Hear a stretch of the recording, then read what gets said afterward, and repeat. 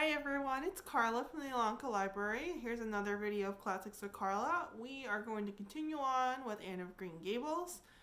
Where we left off was, trying to think, Marilla was taking Anne to see Miss Spencer to figure out what was going on and how to return Anne back to the asylum.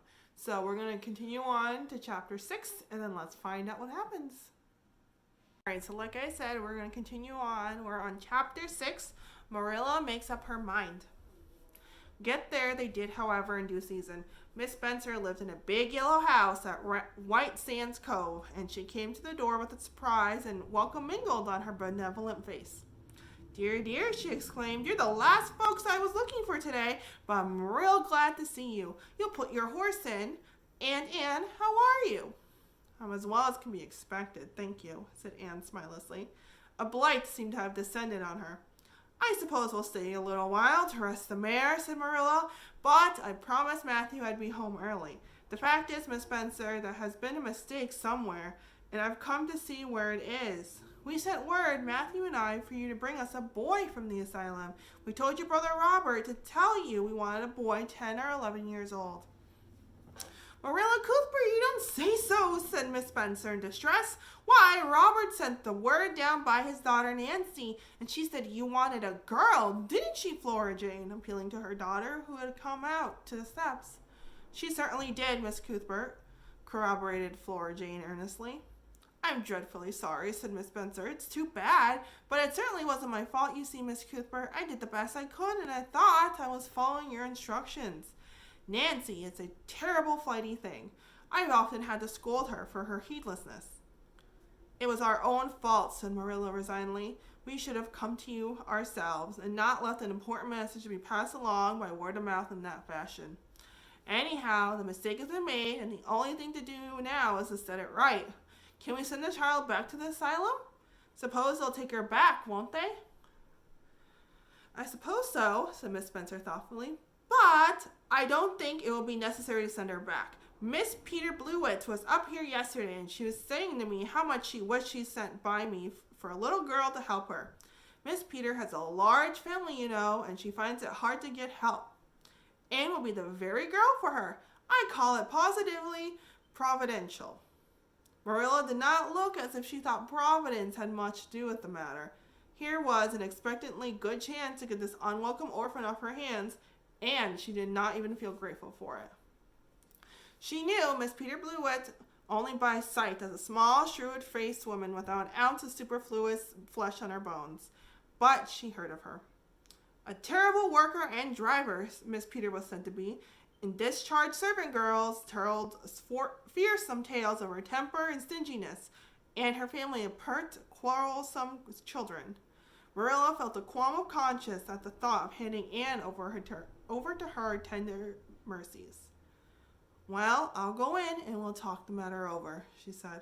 And if there isn't Miss Peter coming up the lane this blessed minute, exclaimed Miss Spencer, bustling her guests through the hall into the parlor, where a deadly chill struck on them, as if the air had been strained so long through dark green, closely drawn blinds that it lost every particle of warmth it ever possessed.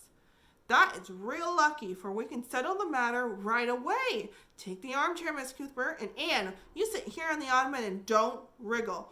Let me take your hats. Flora Jane, go out and put the kettle on. Good morning, Miss Blewett. We were just saying how fortunate it was you happened along. Let me introduce you to two ladies. Miss Blewett, Miss Cuthbert.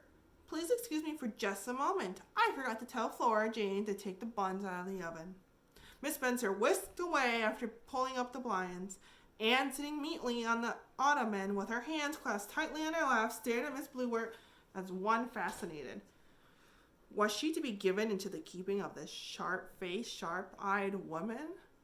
She felt a lump coming up in her throat, and her eyes smarted painfully. She was beginning to be afraid she couldn't keep back the tears when Miss Spencer returned, flushed and beaming, quite capable of taking any and every difficulty, physical, mental, or spiritual, into consideration and settling it out of hand.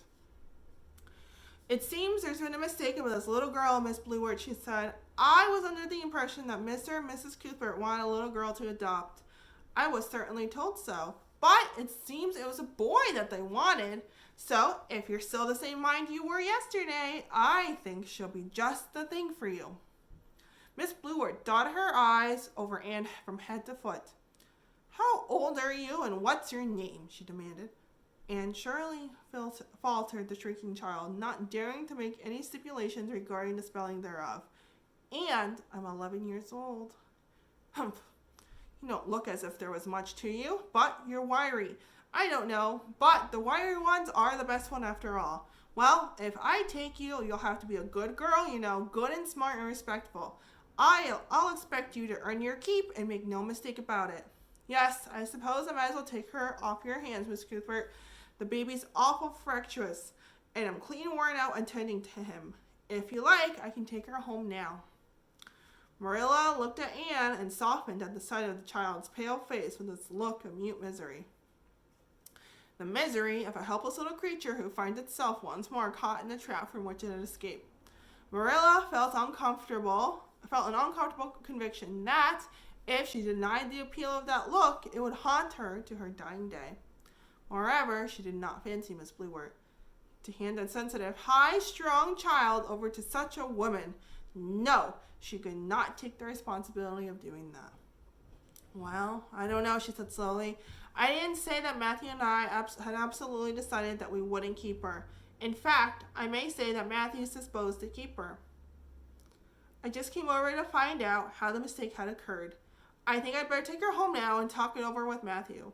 I feel that I oughtn't to decide on anything without consulting him. If we make up our mind not to keep her, we'll bring or send her over to you tomorrow night. If we don't, you may know that she is going to stay with us. Will that suit you, Miss Bluewort? I suppose it'll have to, said Miss Bluewort ungraciously. During Marilla's speech, a sunrise had been dawning on Anne's face. First, the look of despair faded out. Then came a faint flush of hope. Her eyes grew deep and bright as morning stars. The child was quite transfigured, and a moment later, when Miss Spencer and Miss Bluewort went out in quest of a recipe the latter had come to borrow, she sprang up and flew across the room to Marilla. "Oh, Miss Cuthbert, did you really say that perhaps you would let me stay at Green Gables?" she said in a breathless whisper, as if speaking aloud might shatter the glorious possibility. "Did you say it, or did I only imagine that you did? I think you'd better learn to control the imagination of yours, Anne, if you can't distinguish between what is real and what isn't," said Marilla crossly. "Yes, you did hear me say that, and no more. It isn't decided yet, and perhaps we can conclude to let Miss Bluewort take you after all. She certainly needs you much more than I do." "I'd rather go back to the asylum than go to live with her," said Anne passionately. "She looks exactly like a gimlet." Marilla smothered a smile under the conviction that Anne must be reproved for such a speech. "Little girl, like you should be ashamed of talking so about a lady and a stranger," she said severely. "Go back and sit down quietly and hold your tongue and behave as a young good girl should." "I'll try to do and be anything you want me to if you'll only keep me," said Anne, returning meekly to her ottoman. When they arrived back at Green Gables that evening, Matthew met them in the lane. Marilla, from afar, had noted him prowling along it and guessed his motive. She was prepared for the relief she read in his face when he saw that she had at least brought Anne back with her, but she said nothing to him relative to the affair until they were both out in the yard behind the barn milking the cows. Then she briefly told Anne's history and the result of the interview with Miss Spencer. "I wouldn't give a dog I like to the Bluewort woman," said Matthew with an unusual vim. "I don't fancy her style myself," admitted Marilla, "but it's that or keeping her ourselves, Matthew, and since you seem to want her, I suppose I'm willing or have to be. I've been thinking over the idea until I've gotten kind of used to it. It seems a sort of duty. I've never brought up a child, especially a girl, and I dare say I'll make a terrible mess of it, but I'll do my best. As far as I'm concerned, Matthew, she may stay." Matthew's shy face was a glow of delight. "Well, now, I reckoned you'd come to see it in that light, Marilla," he said. "She's such an interesting little thing." "It'd be more to the point if you could say she was a useful little thing," retorted Marilla, "but I'll make it my business to see she's trained to be that. And mind, Matthew, you're not to go interfering with my methods. Perhaps an old maid doesn't know much about bringing up a child, but I guess she knows more than an old bachelor." So you just leave me to manage her. When I fail, it'll be time enough to put your oar in. There, Marilla, you can have it your own way, said Matthew reassuringly. Only be as good and kind to her as you can be without spoiling her. I kind of think she's the sort you can do anything with if you only get her to love you. Marilla sniffed to express her contempt for Matthew's opinions concerning anything feminine and walked off to the dairy with the pails. I won't tell her tonight that she can stay, she reflected as she strained the milk into the creamers. She'd be so excited that she wouldn't sleep a wink. Marilla Cuthbert, you're fairly in for it. Do you ever suppose you see the day when you'd be adopting an orphan girl? It's surprising enough, but not so surprising as that Matthew should be at the bottom of it. Him that always seemed to have such a mortal dread of little girls. Anyhow, we've decided on the experiment, and goodness only knows what will come of it. Well, that's nice. So it seems like they decided to adopt Anne.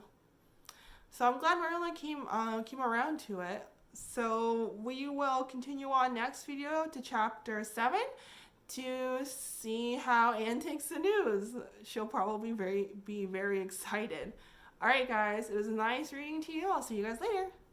Bye.